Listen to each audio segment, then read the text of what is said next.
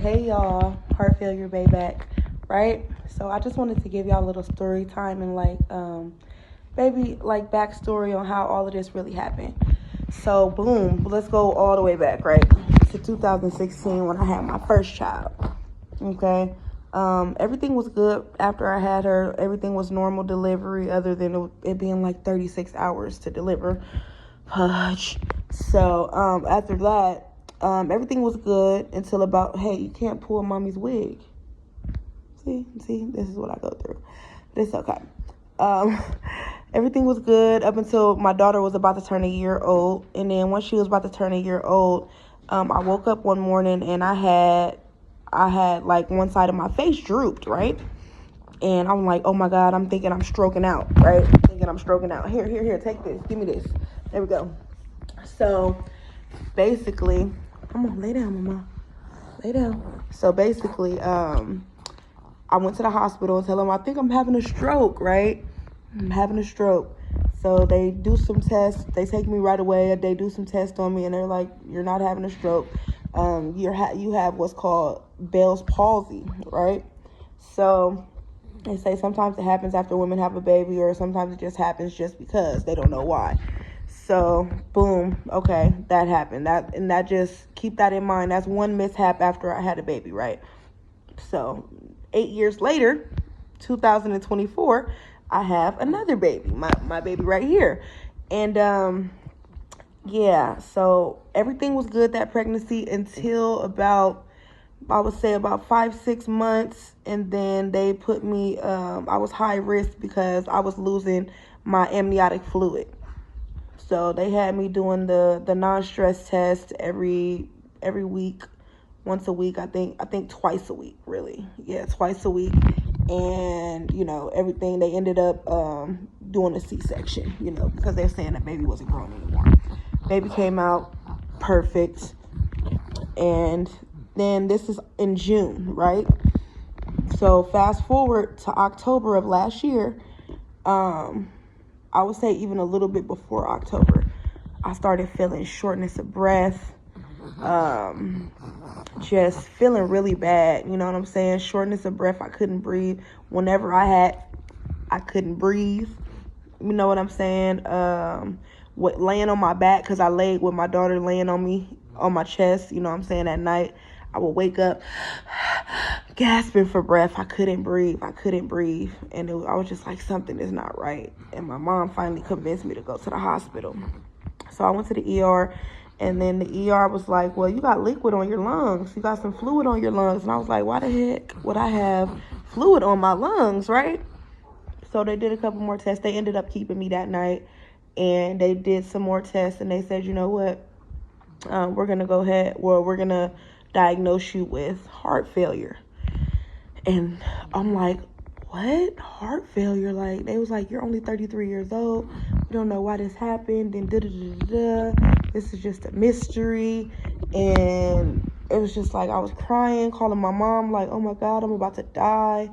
Heart failure. Like, I'm on Google, which I really shouldn't have done. If you get diagnosed with something, do not go on Google, because listen, they're going to make you feel like you're going to die in a week, okay? They're going to make you feel like you're going to die in a week. So I'm just like, oh my God. So I'm talking to the doctor, the cardiologist, and they're saying I just need to make some lifestyle changes if, I want to live a healthy life, if I want this to be resolved. So from that day, they ended up putting me on like 6 or 7 different medicines, and which I have to take daily to make sure that my heart, pumps the way it needs to. So basically my heart is a regular heart, pumps, pumps all the blood, oxygenated blood through the valve and gets it to the rest of your body where it needs to go. But my heart is just barely pumping, right? So that's not good. So basically that's what happened. And now, after I found out that would happen, I stopped smoking for like one day, and then I ended up right back smoking again. Like it was nothing.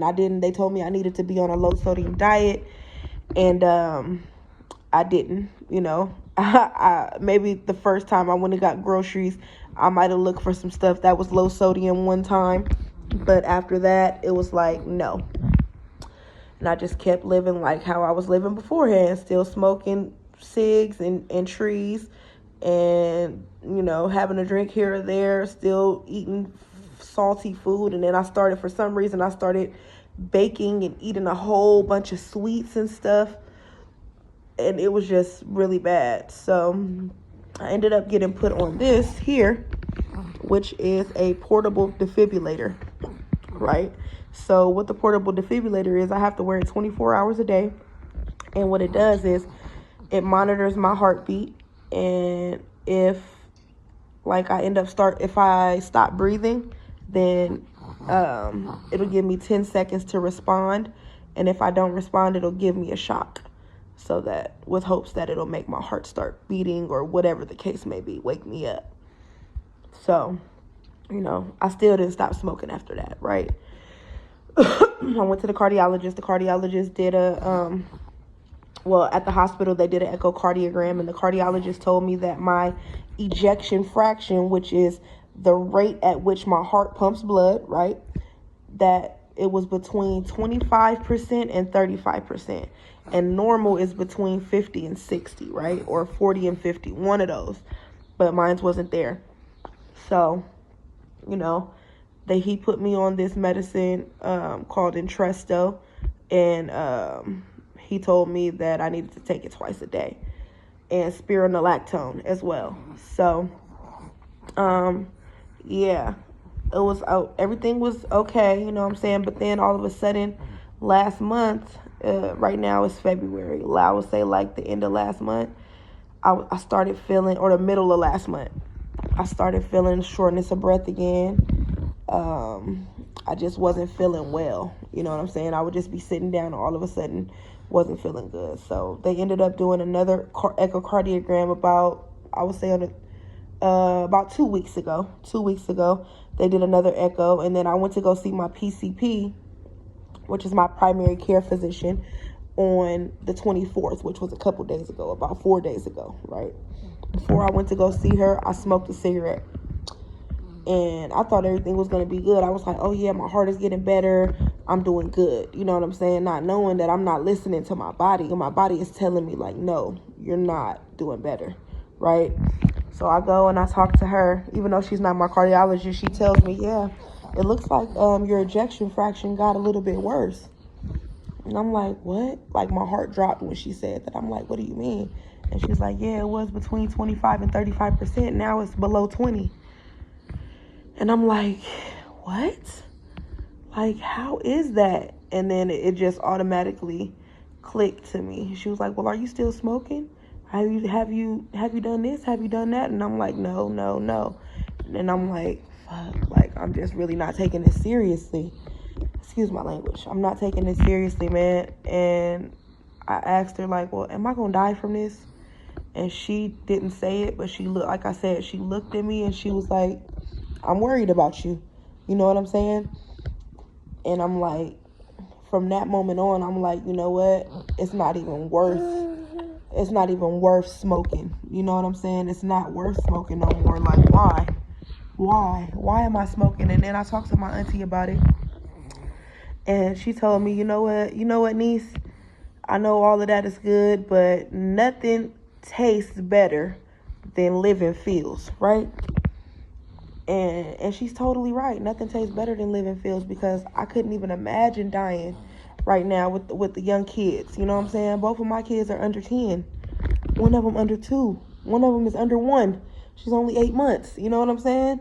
So it's like, and then on top of that, my daughter, her father is already passed away. You know what I'm saying? So she already has one parent that's passed away. You know what I'm saying? So, and it passed away back in 2022. So it's like, I feel like she's not even going to remember him, you know? So that's like one of my biggest fears, to pass away young, like where my kids are young and they never going to remember me. So just thinking about that, when I went home, you know, while I was at the doctor, I called my dude, and I told him I was crying. I'm like, I can't smoke no more. Like, if I keep smoking, I'm gonna die. You know what I'm saying? And I came back home and I just started crying. You know what I'm saying? I was broke down, but I just realized that, you know what, you really have to make a change. You know what I'm saying? Because this ain't no joke.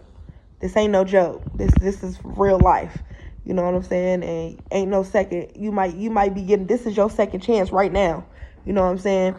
And if you gonna keep on playing with the game, you gonna lose. I'm gonna lose. You know what I'm saying? And I can't.